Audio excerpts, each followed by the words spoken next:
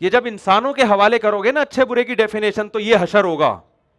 سمجھ میں آ رہی بات کہ نہیں آ رہی ہے؟ انسان اپنی مرضی. زنا بری چیز ہے, اچھی چیز ہے, بری چیز ہے. ہمیشہ سے انسان نکاح کرتے آئے ہیں, زانی کو کسی بھی مذہب میں پروٹوکول نہیں دیا گیا, لیکن چونکہ مذہب انہوں نے اپنی ڈکشنری سے نکال دیا, ہر شخص وہاں زنا کر رہا ہے, تو زنا کی دو قسم بنا دی کہ بھائی اگر لڑکی کی رضا سے ہے تو لیگل ہے, اس کی مرضی کے بغیر ہے تو کیا ہے, بولو, اللیگل. یہ نہیں دیکھ رہے کہ اس سے بچہ باپ سے محروم ہو رہا ہے, خاندان سے محروم ہو رہا ہے, تو پھر ایک جھوٹ کو چھپانے کے لیے 100 جھوٹ بولنے پڑتے ہیں نا. تو انہوں نے کہا باپ لیگل ہو یا اللیگل ہو, وہ لیگل ہی کر دیا اس کو, صحیح ہے نا. ناجائز بچے کو کیا کر دیا, جائز کا لیبل لگا دیا. جو زانی تھا باپ اس کا, اس کو اس پہ لیبل لگا دیا لیگل باپ کا. یہ نہیں کیا کہ بھائی آپ معاشرے سے اس برائی کو ختم کریں, جو سچی مچی کا لیگل ہے وہی رہے لیگل. اب کوئی ان سے سوال پوچھے کہ پھر شادی کے بعد پیدا ہونے والے بچے میں اور شادی سے پہلے پیدا ہونے والے بچے میں کوئی فرق ہے, وہ کہنے کوئی فرق نہیں ہے, پھر شادی کی تکلف کی کیا ضرورت ہے پھر. تو یہ نا ایک جھوٹ چھپانے کے لیے کہ 100 جھوٹ بولنے پڑتے ہیں. تو اب بڑی بڑی برائیوں پہ اچھائی کا لیبل لگتا چلا جا رہا ہے. مجھے بتاؤ, بڑھاپے میں ماں باپ اولڈ ہاؤس میں جمع کرانے کی چیز ہے یا گھر میں رکھنے کی چیز ہے؟ بولتے کیوں نہیں؟ سب سے بڑا رشتہ, اگر آپ خدا کے حقوق کے قائل نہیں ہیں, آپ صرف ہیومن رائٹس کی بات کرتے ہیں, تو ہیومن رائٹس میں سب سے پہلے باپ اور ماں ہے یا نہیں ہے؟ یہ کون سا ہیومن رائٹس ہے یار, جو ایئر ہوسٹس سب سے تمیز سے بات کر رہی ہے, اخلاق سے بات کر رہی ہے, کسٹمر سے, آپ اپنے باپ کو گھر میں رکھنے کے لیے تیار نہیں ہو. ہمارے ہاں کوئی اپنے ابا کو ایدی سینٹر میں جمع کرا دے, اس چرسی سے زیادہ برا ہے وہ جو سٹا لگاتے ہوئے پکڑا گیا. تو وہ چرسی بھی کہے گا میں چرس پیتا ہوں, ہیروئن پیتا ہوں, ابا کو بھی گھر میں ہی لا کے دیتا ہوں میں, ٹھیک ہے نا, ابا کو میں نے گھر سے نہیں نکالا. لیکن چونکہ پوری قوم کر رہی ہے کہ بوڑھے کو کون برداشت کرے یار, کھانسے گا, ٹینشن دے گا, اتنا بڑا جرم یار. آپ ساری دنیا کے لیے آپ ہیومن رائٹس کی بات کر کر کے تھکتے نہیں ہو, اور تم نے اپنے باپ کو اپنے گھر نہیں رکھتے تم, یہ کون سا طریقہ یار, تم اچھے نہیں ہو. اس نے کہا اچھے کی ڈیفینیشن میں یہ داخل ہی نہیں ہے, کیونکہ میں قانون میرے ساتھ ہے, گورنمنٹ کا لا ہے کہ آپ اپنے والد صاحب کو اولڈ ہاؤس میں جمع کرا سکتے ہیں, تو میں نے کرا دیا, اس سے کوئی فرق نہیں پڑتا. ہر برائی پہ ویمن رائٹس کی بات ہوتی ہے, تو عورت کو گرل فرینڈ بننے میں زیادہ حقوق ملتے ہیں بیوی بنانے میں, بولو نا. مسلمان بیوی بنا کے ساری زندگی کے لیے گرفتار ہو جاتا ہے, اس کا خرچہ, اس کے بچوں کا خرچہ, ساس سے تمیز سے بات کرو, سسر سے تمیز سے بات کرو. اور آپ دیکھیں اس ایک آدمی کے 3 سالے ہوں ایک بیوی سے, وہ کیسا ٹھٹرا ہوا ہوتا ہے, اور آپ سوچیں جس کے ہول سیل کے حساب سے سالے ہوں, ہے بھائی 3 شادیاں کی ہوئی ہوں اس نے, ہر چیز 3 ہو, خطرناک جتنی چیزیں, سسر بھی 3, ساسیں بھی 3, سالے اتنے سالے. تو یہ مرد پسرا ہے کہ نہیں پسرا, کیا خیال ہے؟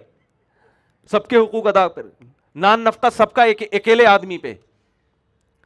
ایک مسلمان مرد اگر وہ 24-25 سال میں جو ہمارے یہاں رواج ہے شادی کا, اس میں نکاح کر کے ایک پراپر لائف بیوی کے ساتھ گزارتا ہے اور اس کے اولاد پہ خرچ کرتا ہے, کروڑوں روپے اپنی آمدن کا ایک بیوی بچوں پہ وہ قربان کر دیتا ہے, اور مرنے کے بعد کروڑوں کی جائیدادیں ان کے لیے چھوڑ کے جاتا ہے. گورے یہ حقوق ادا بولو نہیں کرتے. کتنا بڑا عورت کے ساتھ ظلم ہے, زیادتی. آپ اس سے اپنی خواہش پوری کر رہے ہیں, اپنے خرچے پہ ایک چائے کی پیالی پلانے کے لیے اس کو تیار نہیں ہے. سمجھتے ہو گے نہیں سمجھتے؟ ویمن رائٹس, لیکن علم بردار ویمن رائٹس کا کون ہے؟ وہ ہیں کہنے عورتوں کے حقوق ہم سے سیکھو. ہم کہہ رہے ہیں تم سالے شادی کر کے اس کو رکھنے کے لیے تیار نہیں, کہ ٹینشن ہوگی گرل فرینڈ تو جب چاہو چینج کر لو. وہ الگ بات ہے, وہاں گرل فرینڈ کے بھی کچھ انہوں نے حقوق کر دی ہیں کہ یار گرل فرینڈ کو بھی آپ نہیں چھوڑ سکتے. وہ تو کوشش کر رہے ہیں نا کسی طرح معاشرے کو سدھارنے کی, لیکن سدھارنے کے غلط طریقے اختیار کر رہے ہیں.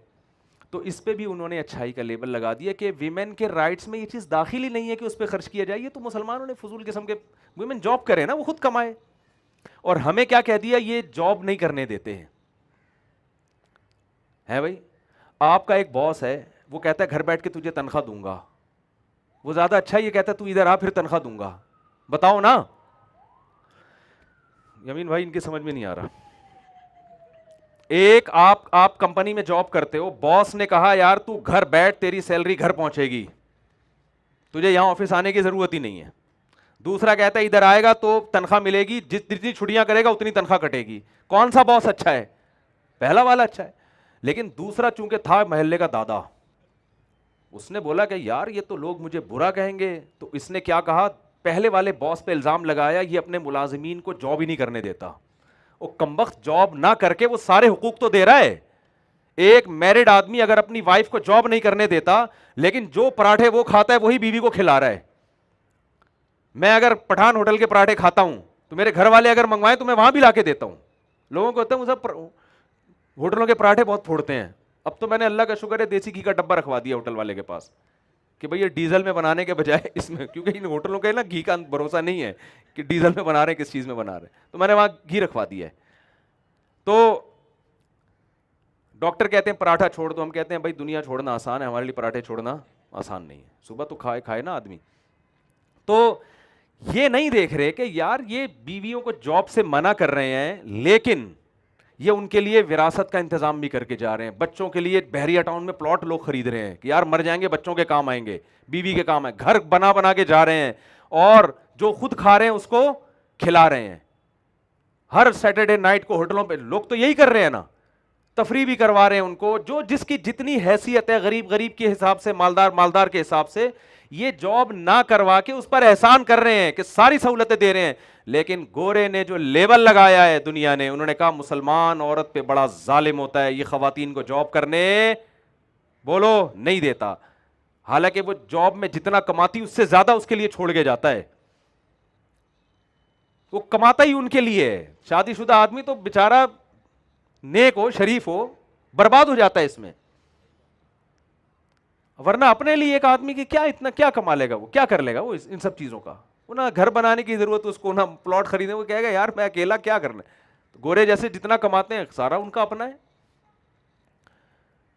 تو جلدی سے بات کو سمیٹوں، جلدی میں اس لیے کرتا ہوں تاکہ مجھے بھی احساس رہے کہ اب سمیٹنا ہے بات کو.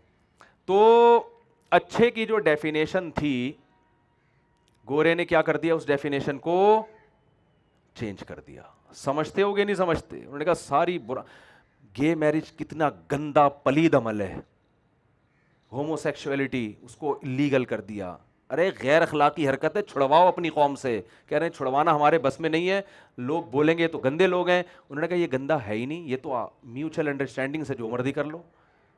ہر گندے عمل کو کیا کرنا شروع کر دیا، لیگل کرنا شروع کر دیا. اب آخر میں نا گورے کے پاس ایک ہی چیز رہ جائے گی اچھائی کے لیے ایک ہی چیز رہ جائے گی، وہی ہو گیا بس ملک جو کہہ رہا ہے اس کو فالو کرو بس. اور یہی واقعی یہی رہ گیا ہے. لاسٹ میں کیا رہ گیا بھائی، آپ ملکی قوانین کو فالو کریں، ٹیکس آپ وقت پہ جمع کرائیں، بس. اس کے علاوہ کوئی، وہ بھی ملک کے ایک وجود کو برقرار رکھنے کے لیے، اس سے بھی بہت سے لوگوں کے مفاد وابستہ ہوتے ہیں. تو میں اس لیے عرض کر رہا ہوں کہ یہ 3 سوالوں کے جواب سائنسدانوں کے پاس نہیں ہیں. تو تیسرے سوال کا بھی اللہ نے جواب دیا کہ اچھے کی ڈیفینیشن وہ ہے، سورہ بنی اسرائیل میں اللہ نے فرمایا وَسَعَى لَهَا سَعْيَهَا، کوشش وہ کرے جو میں نے جس کو کوشش کہا ہے. اچھائی کی کو انسان ڈیفائن نہیں کرے گا، اچھے کو کون ڈیفائن کرے گا؟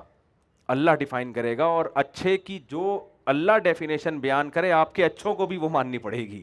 سمجھ رہے ہیں نا، کیونکہ اللہ کے مقابلے میں انسان ہو نہیں سکتا.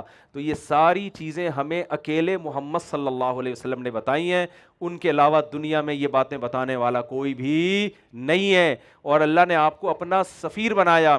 تو ہم یہ کہتے ہیں کہ محمد صلی اللہ علیہ وسلم کی زبان سے نکلا ہوا کوئی بھی لفظ آپ کا اپنا نہیں ہوتا. یہ کس کی طرف منسوب ہوتا ہے؟ گاڈ کی طرف، خدا کی طرف. تو ہم یہ کہتے ہیں کہ ہم در حقیقت محمد صلی اللہ علیہ وسلم کی شخصیت کو نہیں بڑھا رہے. ہم کس کو اہمیت دے رہے ہیں؟ خدا کو اہمیت دے رہے ہیں آپ کے قانون کے مقابلے میں. محمد صلی اللہ علیہ وسلم تو میسنجر ہیں. وہ تو قرآن میں جگہ جگہ قرآن کہتا ہے کہ ان سے کہہ دیجئے کہ جو حکم میں تمہیں دے رہا ہوں میں خود بھی اس کا پابند ہوں.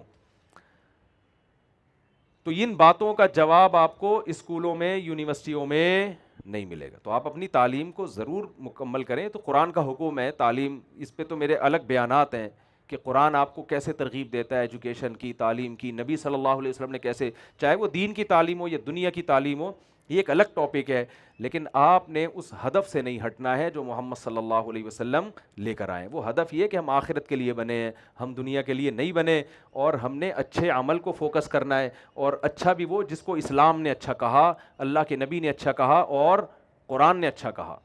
اور جس کو قرآن اچھا نہیں کہتا، اس کو ساری دنیا بھی اچھا کہے، اس کو ہم نے نہیں ماننا. سمجھتے ہیں کہ نہیں سمجھتے؟